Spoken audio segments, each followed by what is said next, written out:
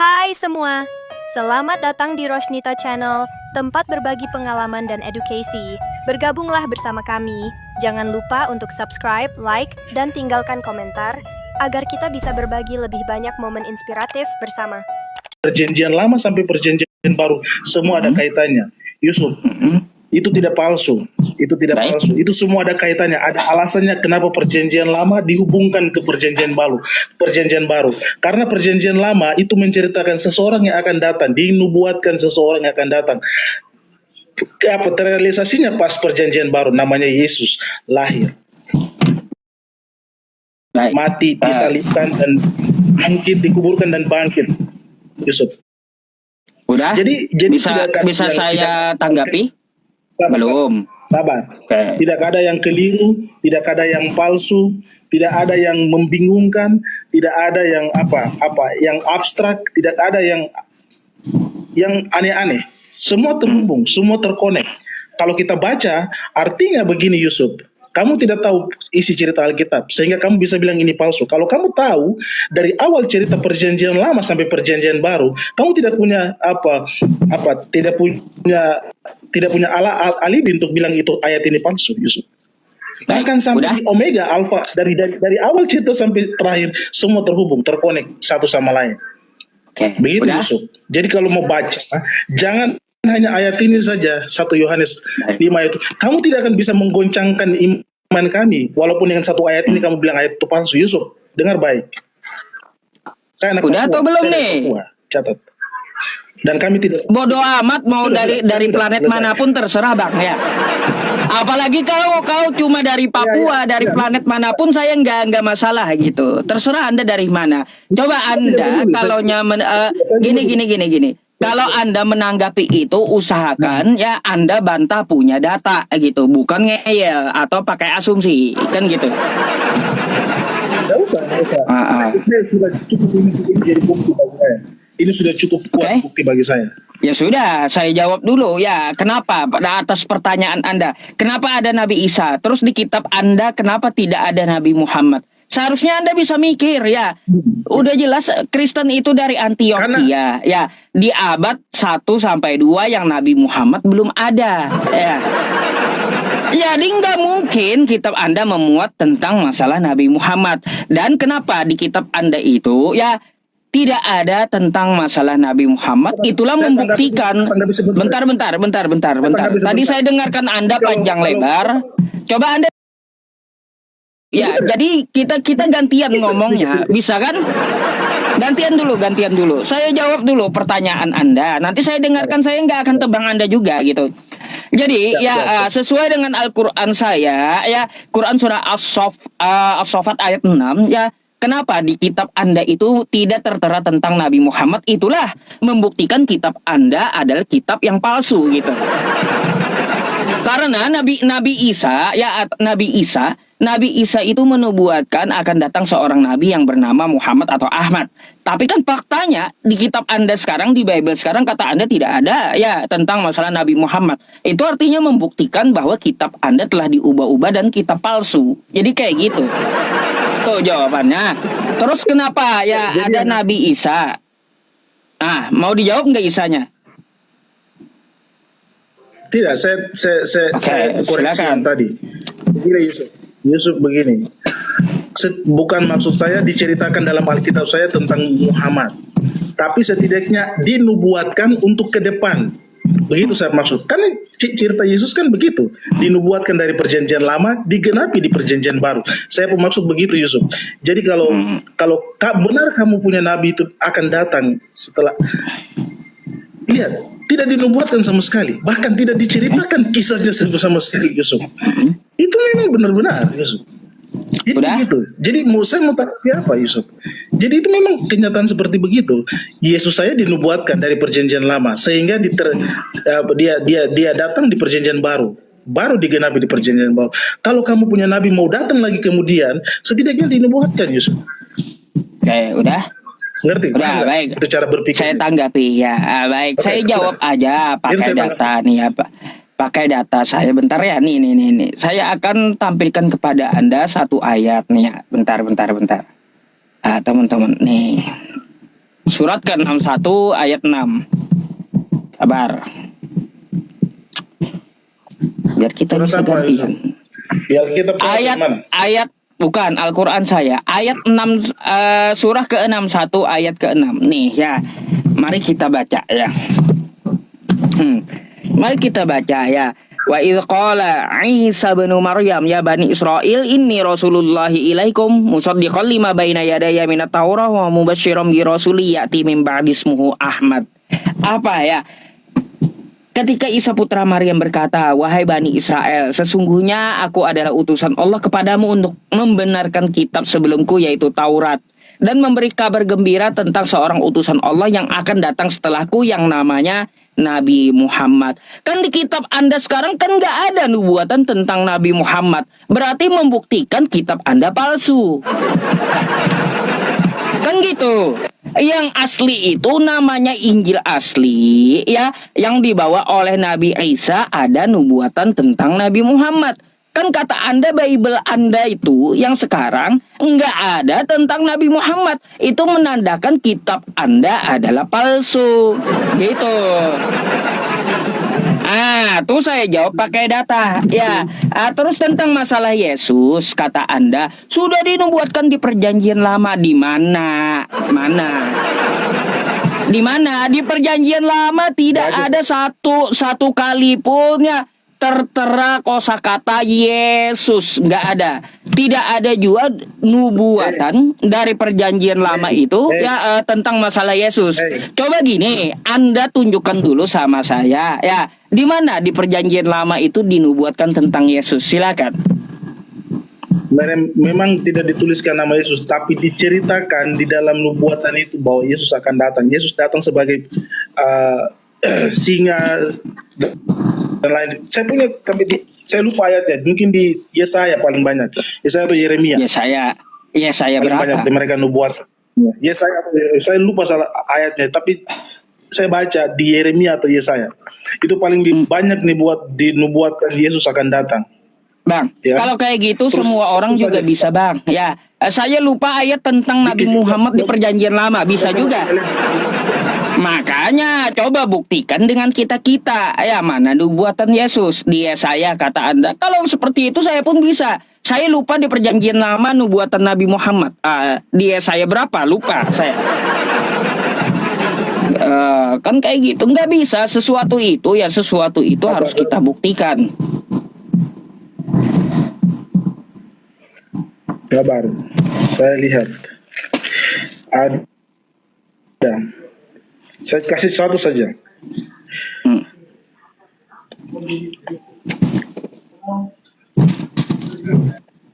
Silakan. Nah kan gini enak pakai data. Anda kasih satu, oke, saya kasih kesempatan gitu untuk menunjukkan. Kan enak diskusinya. Kejadian. Kejadian? Iya. Kejadian berapa? Iya. Di Yesaya atau Kejadian? Saya mulai dari Kejadian. Ya. Saya mulai dari Kejadian.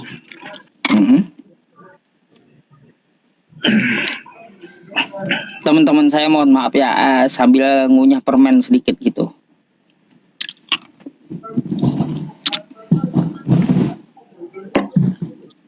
Kejadian 3. Kejadian 3. Masa tentang Adam nyambung ke Yesus? Ya. Yang mana? Kenapa? Coba dah. Kenapa? Coba Kejadian 3 nomor salah? Berapa? Sabar.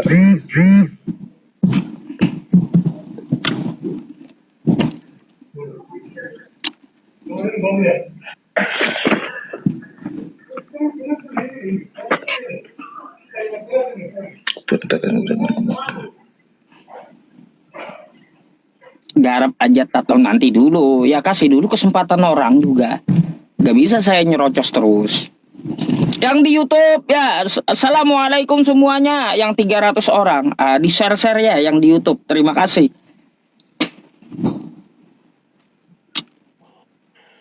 Hmm.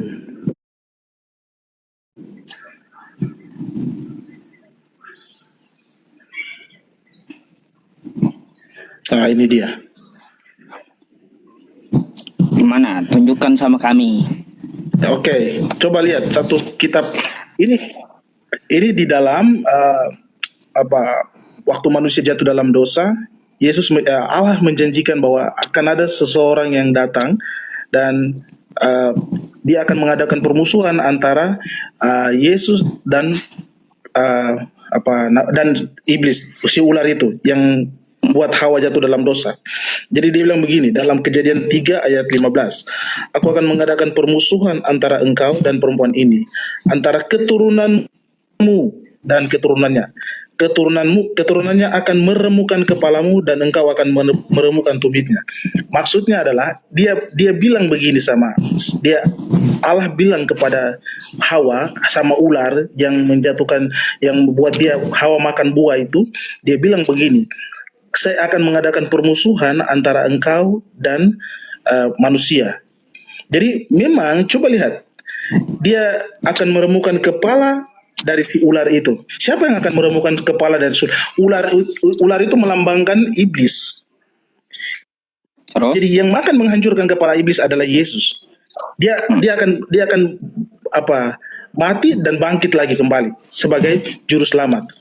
Jadi memang sudah dinubuatkan dari Kejadian 15. Bang, itu adalah Yusuf. Bang, itu adalah ayat akal-akalanmu, ya. Coba kau buka Yehezkiel, kitab kau Perjanjian Lama tuh, Yehezkiel 18 nomor 20. Coba buka. Nggak ada tuh nubuatan penebusan dosa tuh, nggak ada. Nggak ada. Coba kita buka nih ya. Nih. Orang yang berbuat dosa itu yang harus mati. Anak tidak menanggung ya kesalahan ayahnya, dan ayah tidak turut menanggung kesalahan anaknya. Nggak ada yang masalah istilah penebusan dosa itu, nggak ada. Dosa itu tanggung sendiri-sendiri. Jadi Kejadian 3 tadi yang Anda ceritakan bukan tentang Yesus yang akan nebus dosa, enggak. Karena di Perjanjian Lama tuh ya dosa tuh tanggung sendiri-sendiri. Yang melakukan dosa itu yang harus mati. Enggak ada dosa tuh diwariskan atau dosa ditanggung oleh orang, ditebus orang. Enggak ada nih menurut Yehezkiel. Nggak bisa bang, beriman itu akal-akalan nggak bisa.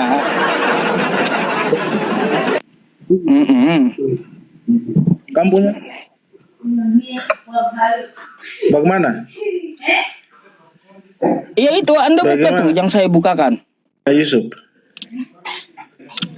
Udah saya bilang Anda buka Yehezkiel 18:20. Anda baca sendiri. Nanti kalau saya yang baca Yehezkiel nanti 18. Dikira ngedit. Iya.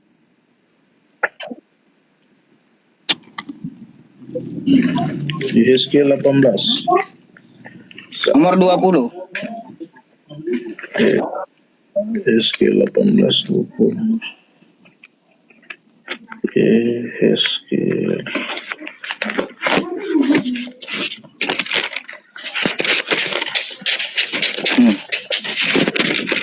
18 ayat 20.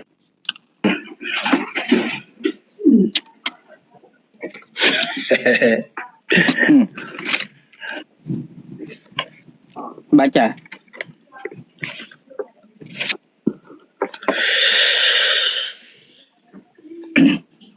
Orang yang berbuat dosa itu harus mati. Lanjut. Anak orang tidak akan menanggung dosa ayahnya. Orang yang berbuat dosa. Dan ayah tidak akan menanggung kesalahan anaknya. Orang benar akan menerima berkat kebenarannya, dan kefasikan orang fasik akan tertanggung.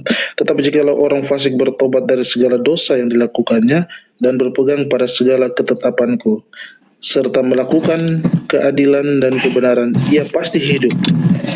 Ya? Apa yang salah, Yusuf? Enggak ada di perjanjian lama tuh nggak ada penebusan dosa, nggak ada nubuatan tentang Yesus. Kejadian 3 yang Anda katakan tadi bukan gini, bukan kedatangan Yesus yang akan menebus dosa, beda, nggak ada. Karena menurut perjanjian lama dosa itu tanggung sendiri-sendiri. Kenapa kamu atur kitab saya? Kenapa? Kamu bilang saya mengatur kenapa kamu atur kitab saya? Kenapa kamu atur kitab saya? Bukan saya mengatur kitab Anda. Saya baca kitab Anda yang tertulis. Gini, saya itu tidak, sekali lagi, saya itu tidak mengatur kitab Anda, tapi Anda berasumsi tentang iman Anda sendiri. Bukan. Itu tertulis gitu. Nggak ada saya ngatur kitab Anda. Kita baca yang tertulis saja. Gitu. Tapi kami punya pengertian, kami punya pemahaman. Jadi memang kami punya pemahaman tidak bisa dipahamkan oleh kalian. Jadi memang kami tahu bahwa di kejadian waktu manusia jatuh dalam dosa, itu sudah dinubuatkan tentang Yesus akan tebus dosa manusia di dalam kejadian 3 ayat 15. Kami punya pengertian begitu. Bagaimana kami punya pengertian, kamu yang mau paham? Gak bisa, Yusuf. Loh, bertabrakan lah. Kita bertabrakan. Bang, itu pengertian dari asumsimu, bukan dari kitabmu. Udah dibilang itu adalah pengertian dari kamu yang tidak berdasar, artinya asumsi. Dari asumsi saya tidak berani bicara dengan kamu, Yusuf. Karena kenapa tidak berani, Yusuf? Loh, saya juga berdasar kitab Anda. Jangan. Tadi saya menampilkan Yehezkiel berdasarkan kitab Anda juga.